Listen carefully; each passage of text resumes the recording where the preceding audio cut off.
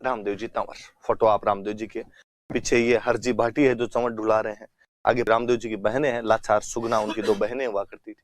ये रामदेव जी ने जहां पर समाधि ली थी वो जगह बनी हुई है, रामदेव राव का उनका मंदिर बना हुआ है। तो बाड़मेर में एक जगह पड़ती है उंडू काश्मीर, वहां उंडू काश्मीर में इनका जन्म, बाड़मेर में। इनके पिताजी का नाम था अजमाल जी। अजमाल जी जैसलमेर में एक जगह पड़ती है पोखरण, वहां पोखरण के सामंत हुआ करते थे, पोखरण के सामंत हुआ करते। मम्मी का नाम था मेणा दे, पत्नी का नाम था नेतल, नेतल दे पत्नी का नाम हुआ करता। ये भी अमरकोट की राजकुमारी थे, अमरकोट के दलेल सिंह सोढ़ा की राजकुमारी हुआ करते। रामदेव जी महाराज के जो गुरु थे इनका नाम था बालीनाथ जी। आप कभी जोधपुर से जयपुर आएंगे तो जोधपुर से बाहर निकलते एक पहाड़ी है मसूरिया पहाड़ी, उस मसूरिया पहाड़ी पे बालीनाथ जी महाराज का मंदिर बना हुआ है। रामदेव जी का मंदिर कहाँ है? वैसे मैं बता चुका हूँ ये बात, वापस रिपीट नहीं करनी चाहिए, फिर भी रिपीट कर देता हूँ। रुणीचाया रामदेव राम है उनका मंदिर। थोड़ी बात मेरी बताई हुई है कि उन्होंने भाद्रपद शुक्ल द्वितीया के दिन उंडू काश्मीर में उनका जन्म हुआ था और भाद्रपद शुक्ल एकादशी को उन्होंने रुणीचा के अंदर समाधि ली थी, इसलिए वहां पर इनका क्या बना हुआ है? मंदिर बना। इनके घोड़े का नाम लीलो, इनके झंडे को नाम नेजा, इनका जो रात्रि जागरण होता है उसको कहते हैं जम्मो। मेघवाल जाति के लोग इनकी ज्यादा पूजा करते हैं। इनके जो मेघवाल भक्त होते हैं उनको कहते हैं रिखिया। आप कह सकते हो कि बाबूजी और रामदेव जी इस मामले में साडू है कि भाई दोनों की शादी कहाँ हो रखी थी? तो अमरकोट दोनों की शादी हो रखी थी।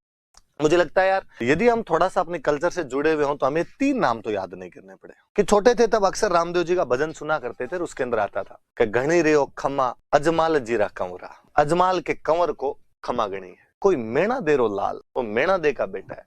कोई नेतल रो भरतार, वो नेतल का भरतार है। घणी रे खम्मा मारे रुणीचे राव ने, रुणीचे का राव है, रुणीचे का धनी है वो। रामदेव जी का मंदिर बना इसलिए उसको रामदेवरा बोलने लग गए। रामदेव जी को विष्णु का अवतार मानते कि भगवान विष्णु का अवतार है, जैसे उनको लक्ष्मण का अवतार मानते हैं इनको विष्णु का अवतार माना जाता है। ऐसा कहते हैं। वास्तव में तो गांव में तो ये कहानी है कि 2 भाई थे रामदेव और वीरमदेव। इनके जो बड़े भाई थे वीरमदेव वो तो आपके बलराम जी के अवतार थे और कि रामदेव जी थे कृष्ण के अवतार थे। पर कृष्ण का कह दो या आप इनका कह दो, विष्णु कह दो, एक ही बात है। तो अपनी किताबों में विष्णु लिखा तो विष्णु का अवतार कह। मैंने अभी बताया कि ये 5 लोक देवता पीर है। पीर ऐसे लोक देवता जिनको हिंदू और मुसलमान दोनों मानते हैं। तो कहते हैं कि जब रामदेव जी को मुसलमान भी मानने लग गए तो एक बार कोई मुसलमान संत थे वो रामदेव जी के पास आए। उन्होंने रामदेव जी को कहा, हमने सुना है तू पर्चे देता है। पर्चे देना मतलब लोक देवताओं के जो चमत्कार होते हैं उनको पर्चा बोल। क्या हमने सुना तू चमत्कार दिखाता है, पर्चे देता है, मिरेकल्स दिखाता है। रामदेव जी ने कहा नहीं नहीं भाई रे, मैं साधारण सीधा आदमी हूं, मैं क्या पर्चे दूं? नहीं नहीं हमने सुना है तेरे बारे में और हमारे सामने पर्चा दे के दिखा देखे। रामदेव जी ने कहा नहीं नहीं ऐसी कोई बात नहीं, आप तो खाना खाओ यार, घर पे आए हुए क्यों फालतू में माथा पच्ची करो, खाना लेके यार, खाना लेके आए। तो उन्होंने वापस कहा कि नहीं, हमारा रूल है कि हम हमेशा हमारे खुद के बर्तनों में खाना खाते हैं, तुम्हारे बर्तनों में खाना नहीं खाएंगे। तो रामदेव जी ने कहा अब तुम्हारे बर्तन लेके आते, अब मैं तो मेरे घर पे मेरे बर्तनों में खिलाऊंगा। इतना ही तू बड़ा लोक देवता है, इतना ही बड़ा पीर बना घूमता है, तो इन बर्तनों को हमारे वाले बर्तनों में ट्रांसफर कर दे। रामदेव जी ने कहा तुम कुछ ही कर सकते हो, जयकांत सिकरे का इगो हट नहीं कर सकते। आंखें बंद करो। उन्होंने आंखें बंद, रामदेव जी ने आंखें खोलो, आंखें खोली, वहां पर वो वैसे वैसे बर्तन जो उनके घर पे थे। उन 500 ने रामदेव जी को दंडवत प्रणाम किया और उन्होंने कहा हम तो खाली पीर हैं, तू पीरों का पीर है। तो रामदेव जी को पीरों का पीर कहा जाता है। भाद्रपद की एकादशी को, द्वितीया को जन्म हुआ था, भाद्रपद की एकादशी को रामदेव जी ने समाधि ली थी, जीवित समाधि ले लेते हैं। समाधि आप जानते हो, मेरे को बताई भी होगी कि जीवित अवस्था में खड्डा खुदवाया, बैठ के ऊपर मिट्टी डाल दी, समाधि। रामदेव जी के एक धर्म बहन हुआ करते थे डालीबाई मेघवाल, और डालीबाई ने 10वीं वाले दिन उनसे एक दिन पहले समाधि ली। इसीलिए हम पढ़ रहे हैं कि रामदेव जी के जो भक्त होते हैं ज्यादातर मेघवाल जाति के होते हैं। तो अक्सर जब आप रामदेव जी के जाते हो तो आप वहां पे 2 समाधियों की पूजा करते हो। मंदिर में रामदेव जी के पगले पूजे जाते हैं, उनके पैरों के निशानों की पूजा की जाती है। हम रामदेव जी को अक्सर 2 बातों के लिए याद करते हैं। एक तो उन्होंने सांप्रदायिक सौहार्द स्थापित किया था, हिंदू मुसलमानों में कोई भेद नहीं किया, हिंदू मुस्लिम एकता स्थापित करने का प्रयास किया था। एक हम दूसरा यदि कहें तो हम ये कहें कि उन्होंने छुआछूत मिटाने का प्रयास किया था। और मुझे कई बार लगता है कि यार इन लोगों को हमने कितना अंडर एस्टिमेट किया है। वास्तव में ये उस टाइम के रामदेव जी, पाबू जी, तेजा जी, गोगा जी, देवनारायण जी महाराज, ये उस टाइम के समाज सुधारक थे।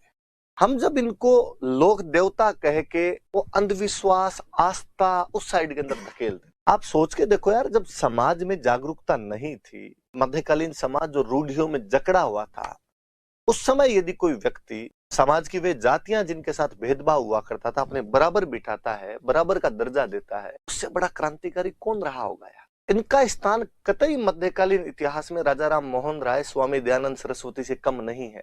हम इनको अक्सर आस्था वाले उस डिपार्टमेंट के अंदर डाल के इनके साथ अन्याय ही करते हैं और फिर इनसे जुड़ी हुई अंधविश्वास, इधर उधर की चीजें मान मून के हम कर देते। ठीक है लोगों की आस्था है यार आस्था यूं ही नहीं होती किसी के साथ, कुछ किया था तब होती है आस्था। लोग बाप को नहीं माने यार। आज हजार साल बाद में इनकी पूजा कर रहे हैं, जगह जगह इनके मंदिर थरपते हैं हम, कुछ तो स्पेशल रहा होगा इन लोगों में बाकी लोगों की तुलना में। रामदेव जी के लिए तो ये भी कहा जाता है कि अपने जितने लोक देवता हुए इनमें कोई पढ़े लिखे थे तो वो रामदेव जी महाराज। इसलिए रामदेव जी ने खुद ने एक बुक लिखी थी 24 बाणियां नाम की एक बुक लिखी थी। रामदेव जी ने एक पंथ स्थापित किया था, इस पंथ का नाम है कामड़िया। और कामड़िया पंथ की जो महिलाएं होती है वो एक डांस करती है 13 ताली नृत्य। कामड़िया पंथ रामदेव जी द्वारा ही स्थापित किया गया था। रामदेव जी के मंदिर कई जगह बने हुए, रोनिचा के अंदर तो इनका मंदिर है ही, बड़ा मंदिर है, मुख्य मंदिर है। रामदेव जी का मंदिर बना इसलिए इसको रामदेवरा बोलने लगे। यहाँ पे इन्होंने अपने पर्चे वर्चे ज्यादा दिए थे। कहते हैं यहाँ पर एक तो बावड़ी बनी हुई है जिसका नाम है पर्चा बावड़ी। अक्सर वैसे आप एक सुनते हो कि यहाँ पर एक भेरू नाम का राक्षस रहता था, रामदेव जी ने उसको मार दिया था। वास्तव में ऐसा कहते हैं कि भेरू नाम का एक सेठ था, लोगों से बहुत ज्यादा ब्याज लिया करता था, इसलिए रामदेव जी ने उसको भगा दिया था। लोगों को कहा था कि इसको ब्याज मत देना, लोगों को उसके अत्याचारों से मुक्ति दिलाई थी। हमने उसको राक्षसन वैसे कहना शुरू कर दिया। और पोखरण में इनका मंदिर बना हुआ। गुजरात में एक जगह पड़ती है छोटा रामदेवरा, यहाँ पर इनका मंदिर बना हुआ। अलवर में एक जगह पड़ती है हल्दीना, यहाँ पर इनका मंदिर। मैं वापस उन 4 चीजों पे आता हूँ शुरुआत वाली। मैंने लिखा है कि इनके घोड़े को लीलो कहते हैं, इनके झंडे को नेजा कहते हैं, इनके जागरण को जम्मो कहते हैं, इनके मेघवाल भक्तों को रिक्शा कहा जाता है। हालांकि इन चारों बातों को मैं खुद रिजेक्ट करता हूँ। राजस्थान में किसी भी घोड़े को लीलो ही बोलते थे। मैं कहता हूँ घोड़ा हो तो लीलो और घोड़ी हो तो लीलन। तो तेजाजी महाराज की घोड़ी थी तो हमने उसको लीलन कह दिया, रामदेव जी घोड़ा था तो हमने इसको लीलो कह दिया। और यदि छोटी क्लासों में कभी गीत गाया हो तो लीला घोड़ा रो असवार मारो मेवाड़ी सरदार राणा सुन तो जाई जे रे। राणा के घोड़े का नाम तो चेतक था, हम सब जानते हैं, पर फिर भी हमने गीत में लीला घोड़ा रो असवार का है। उसके घोड़े को भी तो हम तो लीलो ही कह रहे।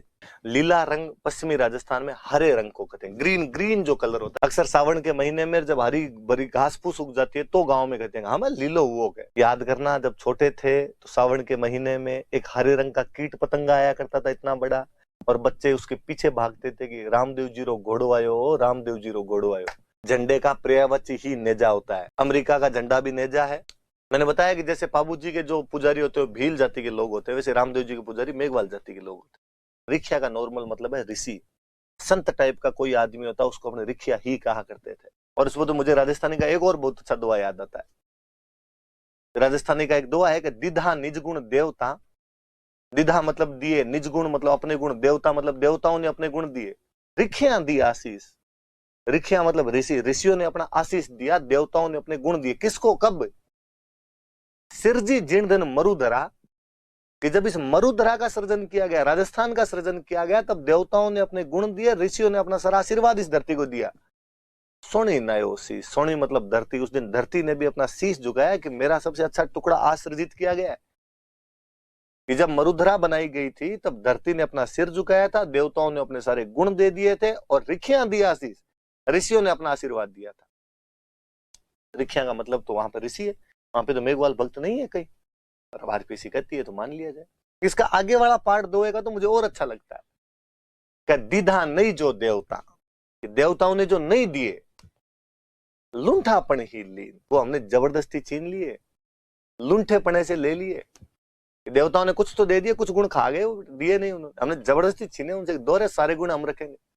दीधा नहीं जो देवता लुंठापनी लीन, इंद्र भाग्यो आंतरे, आंतरे मतलब दूर, इंद्र हमसे डर के दूर भाग गया, देवताओं का राजा। अब लग बरखाहीन, अब तक हमारे बरसात नहीं करता है,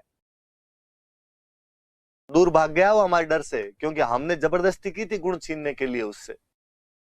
रिखिया का मतलब यार साधारण ऋषि होता है, पर आरपीएस ने हिट कर रखा है तो अपने भी मान लिया जाए। जिनके मेघवाल भक्तों को क्या कहा जाता है? रिक्शा कहा जाता है। 2 बड़े लोक देवता थे, इतने पढ़ेंगे हम, कल वाले में और कंटिन्यू करेंगे हम। Thank you.